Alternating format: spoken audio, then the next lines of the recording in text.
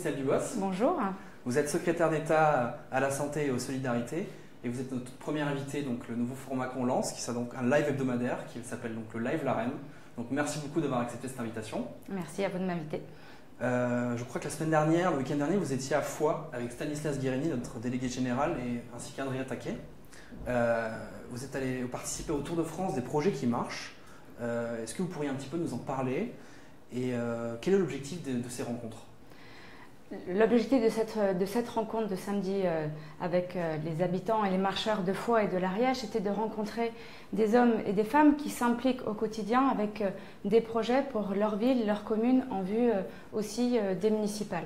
Moi, je crois beaucoup à cette solidarité de proximité, cette solidarité qui peut être portée par les communes. Et j'en suis un exemple puisque j'étais adjointe sur ma commune aux affaires sociales. Et c'est à partir des projets que nous pouvons construire les réponses auxquelles les habitants attendent en termes de santé, en termes de mode de garde pour ses enfants, pour pouvoir aller travailler, ou en termes d'accès à la santé. Est-ce que parmi les projets qui ont été présentés, il y en a un qui vous a marqué ou inspiré plus que les autres ? Oui, la maison de Cîmes pour deux raisons, parce qu'elle permet un accompagnement à ces familles monoparentales qui sont plus une exception. Nous avons à peu près une famille sur 4 en France qui est famille monoparentale, ce projet permet une insertion par le logement, par le biais de l'école, et puis parce que c'est aussi un projet dans la ruralité, et ce sujet doit être accompagné, qu'il soit dans les grandes villes, dans les petites villes ou dans les toutes petites villes. Tous ces projets, ils sont pris en main par des citoyens, par des élus engagés, mais sur les territoires. Comment est-ce que vous arrivez à impliquer les acteurs locaux, les associations au quotidien dans la construction de vos politiques ? C'est ce que je fais au quotidien sur deux niveaux. La première, c'est quand je lance une concertation, par exemple sur le revenu universel d'activité, dont on parlera certainement après, en rencontrant les acteurs, en discutant, travaillant avec eux, et aussi les bénéficiaires. Ça, c'est une première chose. Et puis, je fais aussi beaucoup de déplacements sur le terrain. C'est pas uniquement pour me montrer et montrer que je suis là, c'est aussi pour enrichir mon travail au quotidien, parce que tous ces acteurs répondent à un besoin, ont parfois aussi un bout de réponse, et c'est ensemble qu'on trouvera les réponses nécessaires. On a évoqué Adrien Taquet un petit peu plus tôt. Quelle collaboration et quel projet transverse vous avez, notamment sur la thématique des enfants pauvres, et qu'est-ce que vous faites tous les deux ensemble ?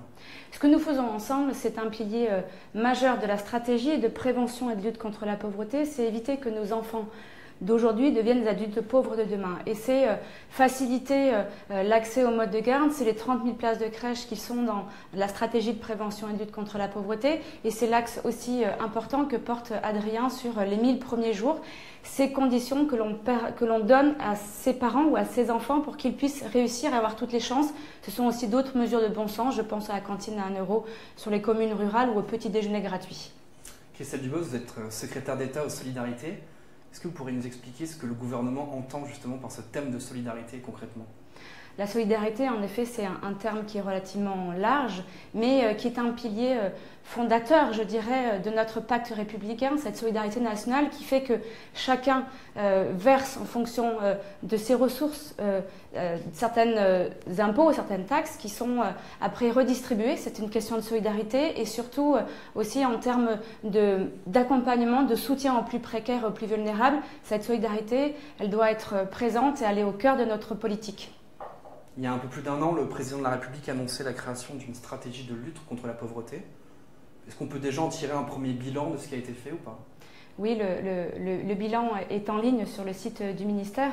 1 an, en effet, de stratégie de prévention et de lutte contre la pauvreté qui avait été annoncée le 13 septembre 2018 par le président.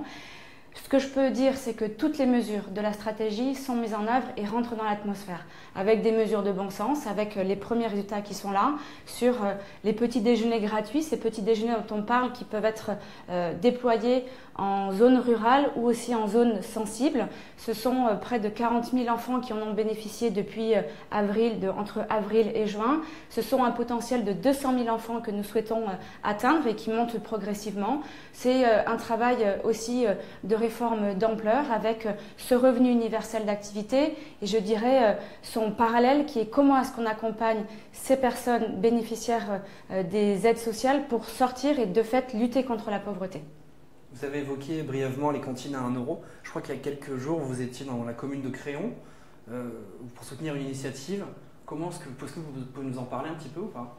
Oui, alors c'est un exemple concret de la stratégie et de prévention et de lutte contre la pauvreté, parce que Cantine à 1 euro, c'est des communes rurales de moins de 10 000 habitants qui s'engagent à proposer 3 tarifs. Je dirais, je ne vais pas rentrer dans le technique, mais 3 tarifs sociaux dont le moins cher pour les familles, c'est de payer la cantine à 1 euro. L'État va venir financer à la commune 2 euros supplémentaires. Et quand on dit cantine à 1 euro, ça a 2 leviers. C'est permettre à ces enfants d'avoir un repas équilibré entre midi et 2, permettre la socialisation aussi de ces enfants et participer au collectif, je dirais, avec leurs camarades, mais c'est aussi permettre à ces familles d'avoir du temps pour faire leur démarche d'insertion, leur démarche de formation pour accéder à l'emploi, retrouver une activité. Souvent, elles étaient freinées parce qu'elles devaient faire l'aller-retour entre midi et 2 pour venir chercher les enfants, donc un double levier. C'est une mesure qui se déploie et je la travaille avec les associations des élus pour toujours nous assurer que cette mesure que nous avons voulu facultative, non obligatoire pour les communes, que les élus puissent s'en saisir. Hier, vous étiez avec Agnès Buzyn, vous avez présenté une complémentaire santé solidaire. Qu'est-ce que c'est concrètement? C'est une belle réforme là aussi qui fait partie de la stratégie de prévention contre la pauvreté, sur une réforme d'ampleur parce qu'on va permettre à plus de personnes d'avoir une meilleure couverture. Donc c'est une complémentaire santé solidaire qui peut être gratuite ou à 1 euro maximum par jour en fonction des ressources de personnes. Nous avons un système qui sera plus simple, plus lisible, qui prendra jusqu'à 12 millions de personnes. Actuellement, on a un système à 7 millions de personnes. Donc on élargit nos citoyens qui pourront en bénéficier parce que le défi est important. Nous avons près de 25% de Français qui renoncent aux soins pour des raisons financières. Et donc ça n'est pas possible. C'est une question de santé publique. C'est aussi une question d'insertion sociale et professionnelle, de dignité, de confiance en soi. Quand vous avez une personne qui voudrait bien reprendre un travail, mais qui a des problèmes auditifs ou des problèmes visuels ou des problèmes dentaires, de fait, parfois, elle renonce à l'accès à l'emploi. Donc, c'est un système, une complémentaire santé solidaire, sur lequel, en plus, on élargit le panier de soins. Je vais vous donner un exemple très concret.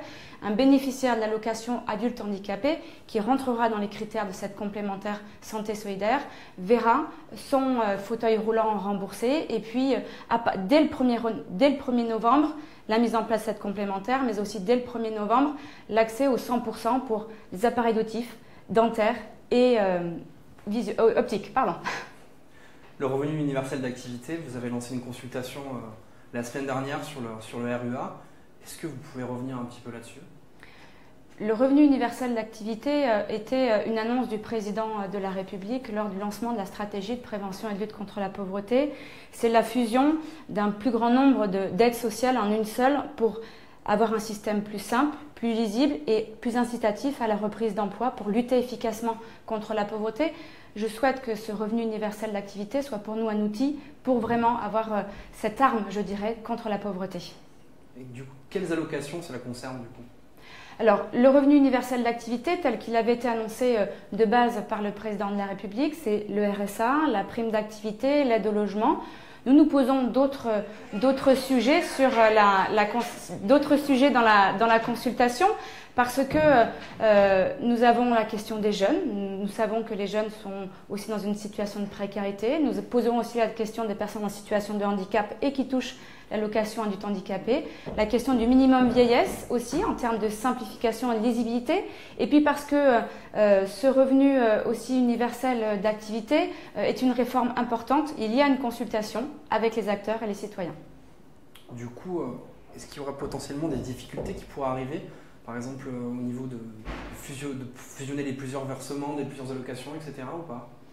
Ces difficultés, on les prend en compte dès maintenant, c'est les objectifs, je dirais, de la concertation que l'on fait et sur lequel on a autour de la table avec nous les associations, les collectivités territoriales, les travailleurs sociaux, les bénéficiaires eux-mêmes et puis les citoyens que j'invite à consulter notre plateforme numérique parce que qu'on touche ou non des aides sociales, c'est ce qu'on disait tout à l'heure sur notre système de solidarité. Chacun doit pouvoir donner son mot, je dirais, sur ce revenu universel d'activité. Et nous travaillons en effet à ce qu'on ait un système plus juste et qui soit vraiment à la hauteur de la lutte contre la pauvreté. Nous prendrons le temps de mettre en place cette réforme.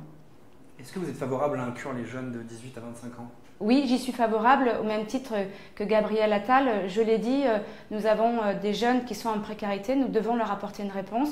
Ce sujet sur les jeunes est dans le cadre des réflexions que nous avons sur le revenu universel d'activité et nous y avons dédié, je dirais, un groupe de travail spécifique sur les jeunes avec notamment les organisations syndicales étudiantes. Mais du coup, si vous incluez les jeunes sans augmenter le budget, est-ce que vous allez faire des perdants ou pas du tout? Absolument pas. Le revenu universel d'activité n'a pas vocation à faire des économies sur nos dépenses sociales. Nous avons, au contraire, et je l'ai dit et je le redis, si on intègre les jeunes des 18-25 ans, nous aurons un budget supplémentaire. L'objectif, c'est vraiment de lutter contre la pauvreté, sortir ces personnes de la pauvreté en y incluant aussi l'accompagnement nécessaire. Donc la consultation bat son plein en ce moment. Comment est-ce qu'on peut y participer? Comment est-ce que ces contributions seront traitées? Est-ce qu'il y a un calendrier déjà que vous pouvez nous annoncer?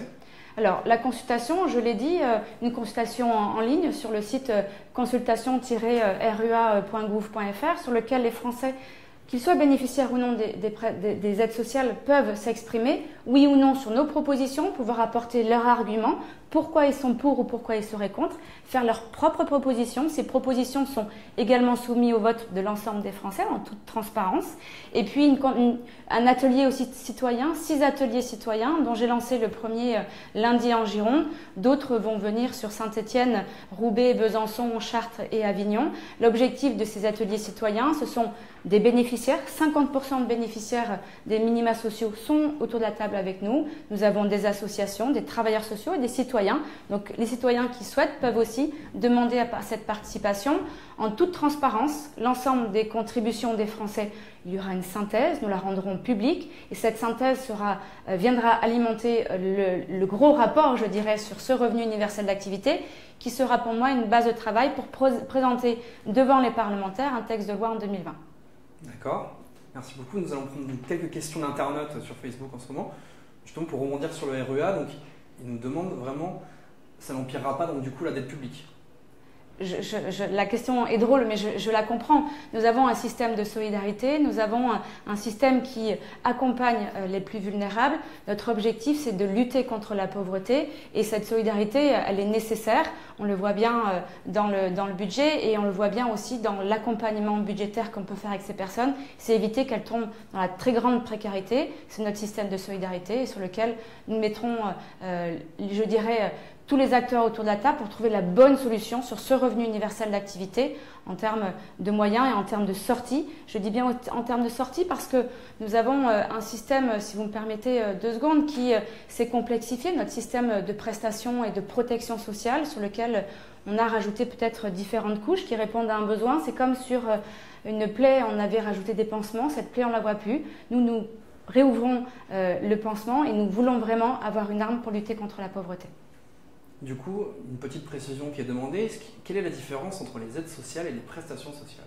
C'est parfois 2 termes qu'on utilise pour parler de même chose, pour être plus précise. Les prestations sociales, ce sont des prestations qui sont versées dans un système assurantiel. En gros, notre sécurité sociale, c'est lorsque vous êtes malade, c'est lorsque vous êtes retraité. Et puis les aides sociales, c'est lorsque vous êtes dans une situation bien particulière, qui là sont versées par le budget de l'État. C'est ce qu'on appelle le RSA, c'est les aides au logement et c'est l'allocation adulte handicapé par exemple.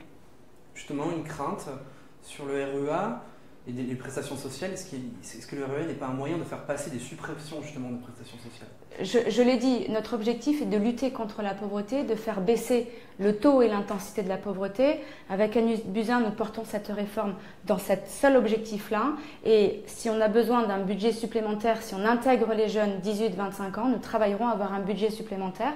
Et je vais aussi être claire, c'est qu'on a un sujet aussi avec les associations, je dirais, sur l'allocation du handicapé. Je veux rassurer les internautes qui sont derrière leur ordinateur.